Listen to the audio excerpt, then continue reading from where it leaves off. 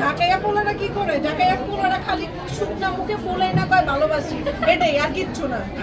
আর কিছু করে না? না, আর কিছুই করে না। ঢাকায় মেয়েরা? ঢাকাইয়া মাইয়ারা কি, ঢাকাইয়া মাইয়ারা সহ্য করে আর কি। আচ্ছা ঠিক আছে, ফুল দিছো, ভালো কথা। মেয়েরা কিছু দেয়? মেয়েরা কি দিবে? মেয়েরা তো বাপ মা ছেড়ে চলে আসছে, এটাই বেশি। ঢাকাইয়া মেয়ে একটা ফ্যামিলিতে যাওয়া মানে অনেক বড় কিছু, বুঝেন নাই? যেমন? সংসারটা নিয়ে যায়। পুরো সংসার? হ্যাঁ, পাপোশ থেকে শুরু করে নিয়ে বিছানার চাদর পর্যন্ত ঢাকায় ফ্যামিলির মা আর বাবারা দেয়। তাহলে কি ঢাকায় মেয়েদের বিয়ে করা ভালো? অবশ্যই, এখনো আমার মা দিতেছে, আমার বাবা নাই। আমার 17 বছর বিয়ে, আমার পাপোশ থেকে শুরু করে আমার বিছানার চাদর আমার মার বাসা থেকে আসে।